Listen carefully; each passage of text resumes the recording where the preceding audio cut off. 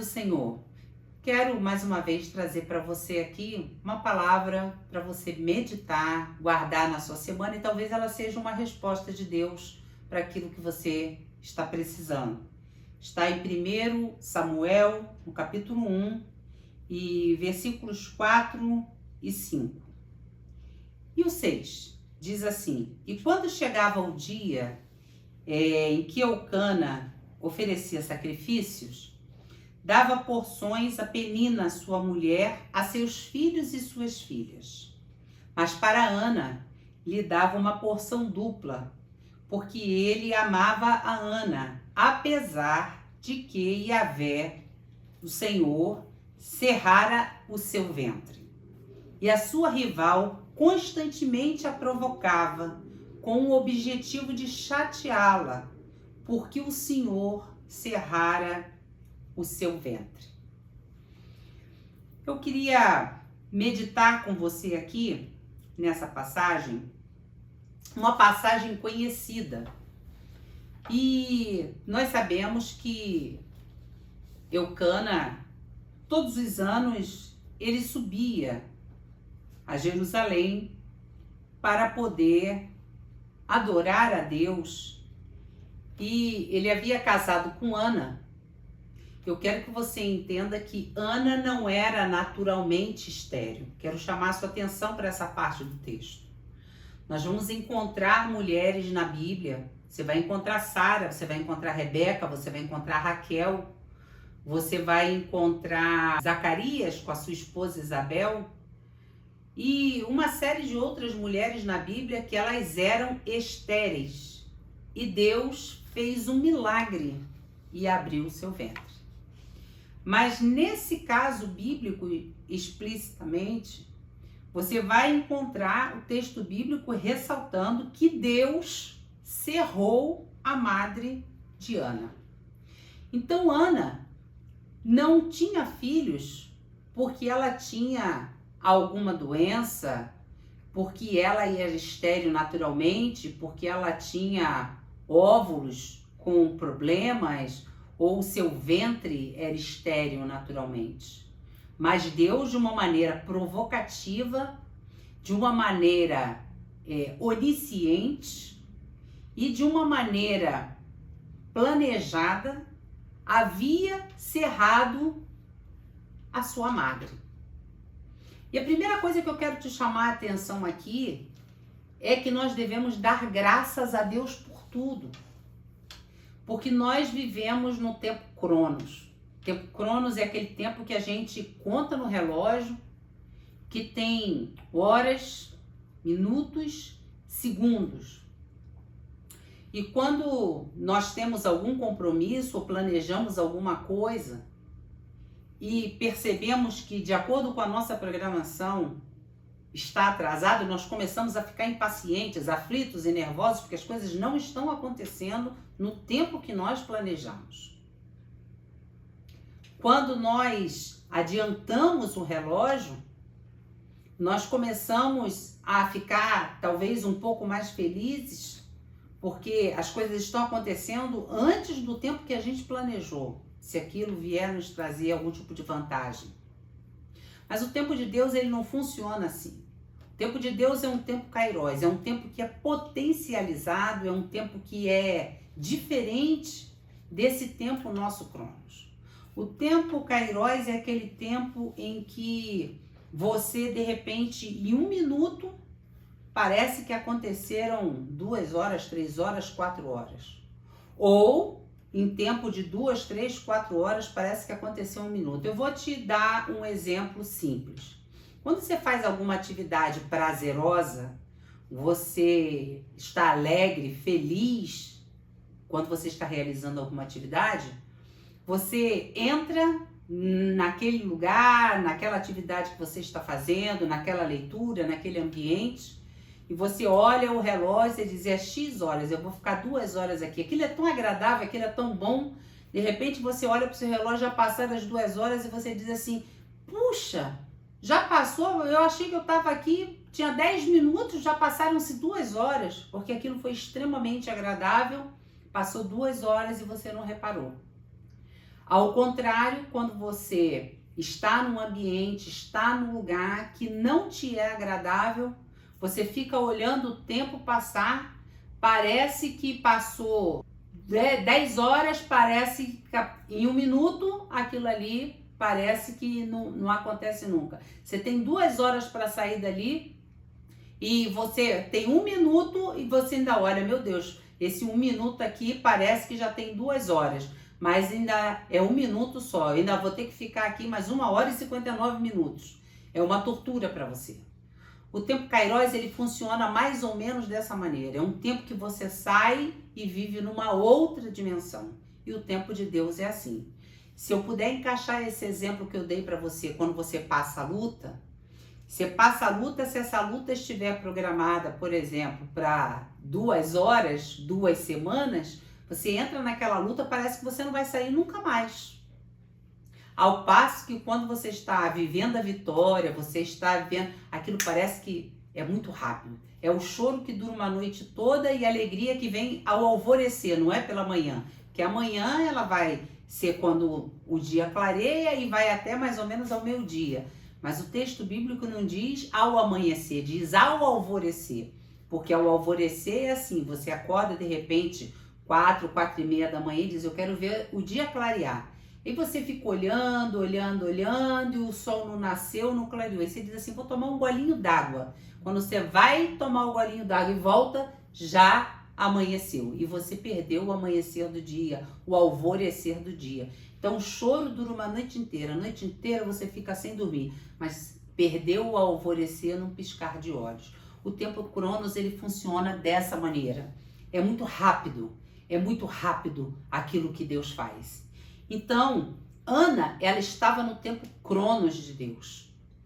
E Deus cerrou a sua madre. E quando Eucana chega para oferecer sacrifício, ele vai como ele sempre vai, ele vai com Penina. E quem não está contigo no tempo Cronos não entende que você está vivendo o tempo Cronos de Deus. Quando você está no tempo Cronos de Deus, você vê todo mundo ser abençoado, você vê todo mundo, parece, conseguindo o que você gostaria de conseguir, ou até aquilo que você tem promessa. Você vê todo mundo alcançando, mas parece que você não alcança. Você vê todo mundo rindo enquanto você está chorando. Você vê todo mundo andando enquanto você está de joelhos. E você diz, Senhor, porque eu sou estéril? Você não é estéril. Você está estéril, porque o tempo de Deus ainda não se cumpriu na sua vida. É preciso você entender que quando o tempo de Deus se cumprir na sua vida, você não terá filhos e filhas, você terá Samuel. E por que você terá Samuel? Você precisa entender. Porque Ana precisava viver um tempo onde ela precisava entender que o seu filho não seria seu. Que o seu filho não seria criado como os filhos dos outros. Que o seu filho não teria uma vida como a vida dos outros. O tempo dos juízes estava se findando em Israel. O tempo que cada um fazia o que queria. O último juiz havia vivido em Israel. E agora, Deus estava trazendo profeta, tinha o profeta Natã em Israel. Tinha o profeta Eli em Israel. E o profeta Eli já era velho. E o que é que ia acontecer? Naturalmente, ele sendo um profeta, ele sendo um homem que intercedia pelo povo, que falava com Deus e falava de Deus para o povo, seus filhos herdariam a sua função. Mas Ofni e Finéias, o que faziam?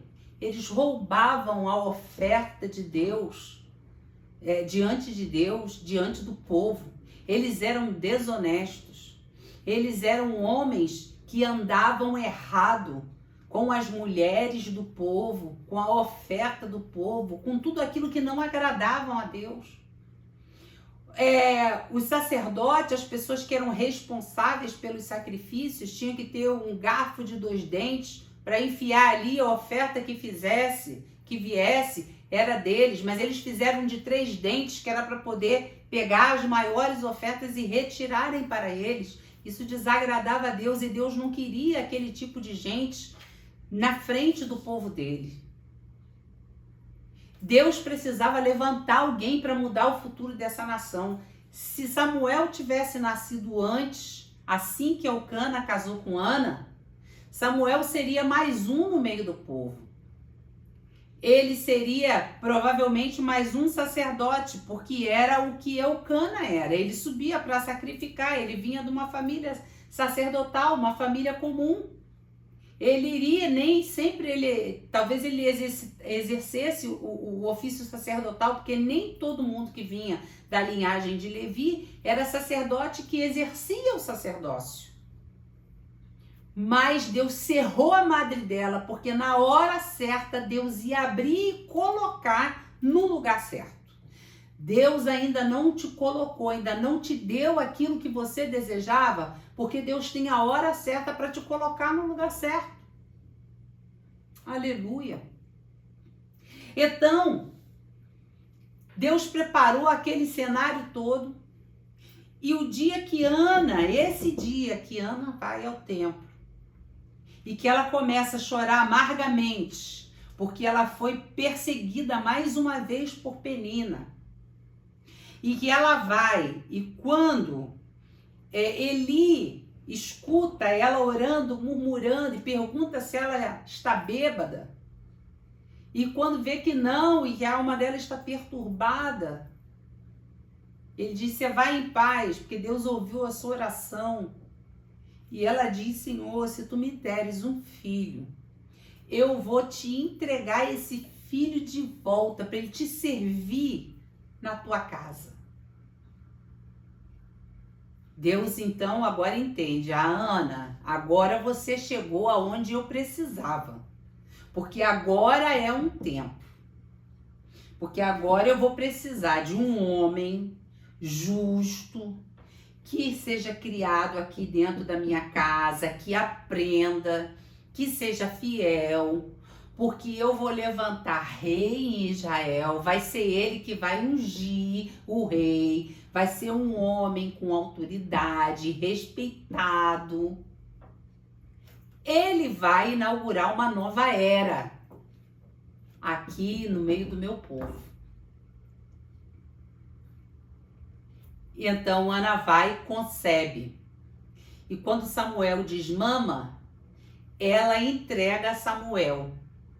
E Samuel começa a ser treinado. E tão logo Samuel chega, Deus já visita Samuel, chama Samuel, Samuel, Samuel, Samuel. E o próprio Eli, que de cara não identifica, diz para ele: Samuel, deve ser Deus. Quando você ouvir, diz para ele: eis-me aqui, Senhor, fala que o teu servo ouve. E o que é que Deus diz para Samuel? Que Deus vai matar Hófni e Finéias.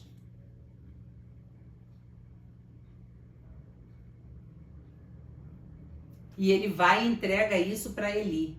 E de fato, acontece a batalha, Hófni e Finéias são mortos, a arca é carregada e Eli cai e quebra o pescoço. E quem é que está ali? O jovem Samuel.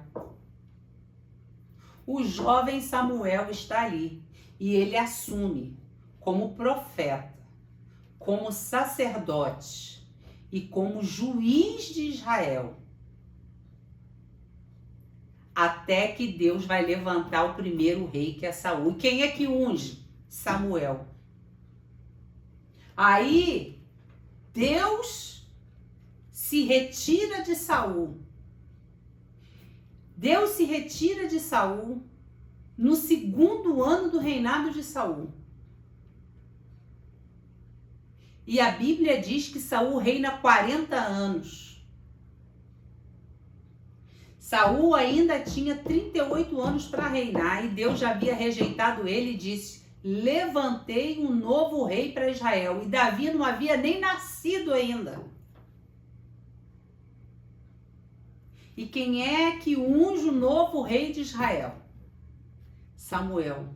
Então, o que eu quero dizer para você aqui nesta passagem, não reclame quando você vê algo que não está acontecendo no seu tempo, uma aparente esterilidade de você ser nomeado para um lugar, ser chamado para ocupar um posto, um cargo, uma promoção, seja no trabalho, seja ministerialmente, seja algo na sua família, seja um desprezo, porque Ana era desprezada por Penina, era desprezada pela sociedade. Mas Deus tem um tempo certo para cada coisa. E Deus levantou Samuel para outra geração, para demarcar um tempo novo na vida do seu povo. Recebe esta palavra, é uma palavra bíblica. É uma palavra que Deus estava marcando uma nova geração. Deus vai marcar sua vida. Deus vai marcar a sua vida, Deus vai marcar a sua geração, Deus vai marcar a sua família, Deus vai marcar o lugar aonde Ele vai mandar você passar. Deus te abençoe, Deus te guarde, Deus te livre. Não esquece de curtir essa mensagem, não esquece de comentar e de compartilhar para que mais vidas sejam abençoadas através dessa palavra. Deus te abençoe.